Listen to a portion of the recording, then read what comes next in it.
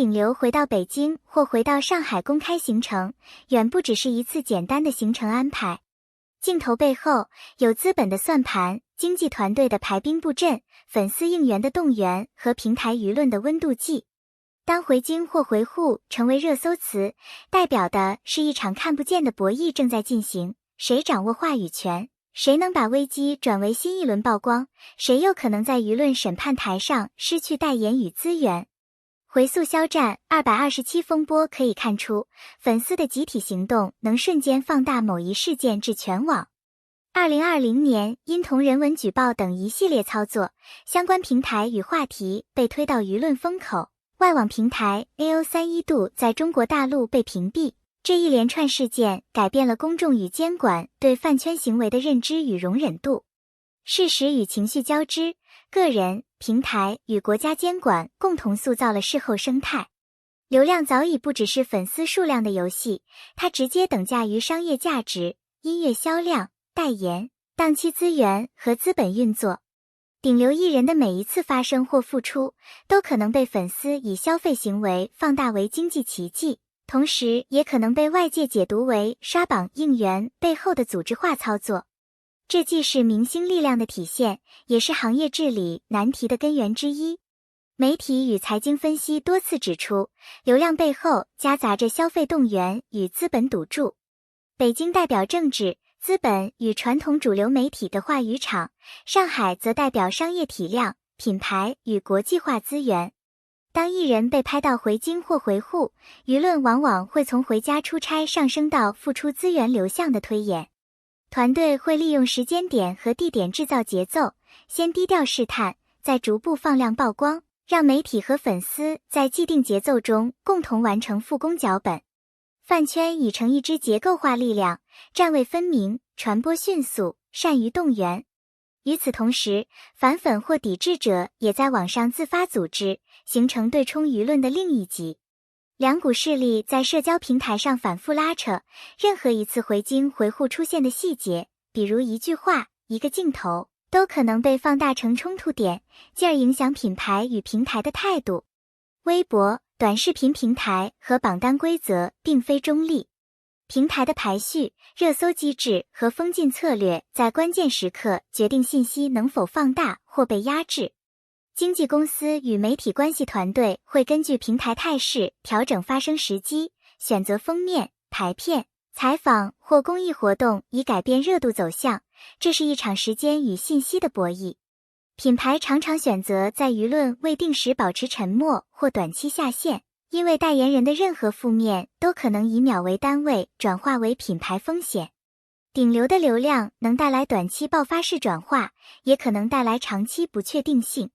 因此，在回京回沪背后，我们看到的是品牌对曝光收益与舆情风险的精细算计。对于艺人本身，选择回到一线城市公开活动，意味着接受聚光灯与舆论审视。刻意低调可以避免被过度消费，但过久的沉寂又会让市场资源流失。艺人和团队必须在曝光与保护之间找到微妙平衡，通过公益项目、行业对话或作品路线来重建可控的公众形象。经历数次事件之后，监管层开始重视饭圈乱象对社会秩序与未成年人的影响，开展了清朗系列专项整治，明确整治粉丝圈内的暴力拉踩、刷榜等行为，并对平台功能进行规范。此类政策使得回京回沪的节奏不再仅由市场与粉丝决定，还有法律与平台规则的边界需要遵守。面对同一事件，不同群体会依据情感、信息来源与既有立场快速分化。部分观众以保护艺人为主，另一些观众则强调行业公正。这种分裂决定了回京或回沪曝光后的舆论走向。若多数中立媒体选择质疑，舆情易转冷；若平台与权威媒体给予正面解读，艺人复苏路径则更顺畅。危机来临时，常见路径包括沉默观察、律师函辟谣、公益正面曝光与发布新作品。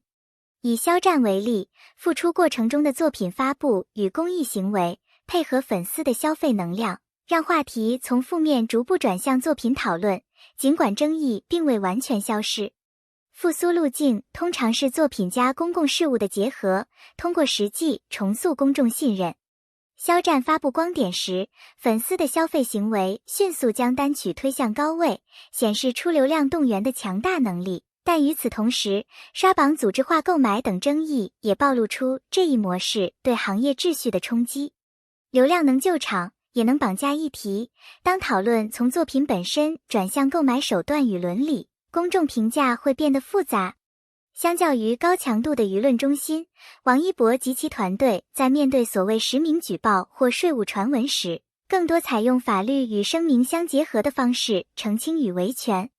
近年有关于顶流被实名举报的案例在网络上流传，但许多截图与材料被查证存在造假或可疑痕迹。艺人与公司通过律师函与平台投诉来遏制谣言扩散，显示出在流量时代下，法律工具成为重要的防护手段。当下的文娱生态可以抽象为粉丝工作室、平台、监管三角博弈。粉丝提供能量与流量，工作室组织资源并制定付出策略，平台与监管控制信息通道与边界。任何一方策略的微调都会在舆论场上引起连锁反应。理解这套博弈，有助于我们看清每一次回京回护背后的真实动因。监管的介入、平台规则的调整与公众理性消费的呼声，正在逐步改变唯流量论的生态。行业可能回归更多对作品与专业性的考量，资本也会重新评估短平快流量带来的风险。这对艺人职业发展提出更高要求，既要会制造热度，也要能靠作品与职业素养长期留住观众。作为个体观众，我们可以选择被情绪左右，也可以尝试回归作品本身的评判标准。支持喜欢的艺人固然正常，但在消费与传播时多一分理性，少一份盲动，既是对偶像负责，也是对整个文化生态负责。理性的粉丝文化才有助于行业的健康发展。对于艺人和团队，面对危机，要有明确的危机公关节奏，优先保护未成年粉丝与公众利益。对品牌与平台，则要及时沟通，争取理解与支持。对于公众人物，职业与私域边界的界定也将成为长期议题。越早建立透明合规的财务与团队机制，越能在风口来临时稳住阵脚。回京与回护是表象，真正值得关注的是艺人如何通过作品与职业操守重建公众信任。流量可以成就一时，也能毁掉一切，唯有扎实的创作、合规的管理与理性的粉丝文化，才能让这个行业走得更远。谢谢你看到最后，如果你喜欢这类深度解析，请点个赞，关注我的频道，并在评论里留下你的观点。你如何看待回京回护的象征意义？你支持流量优先还是作品优先？我们下期见。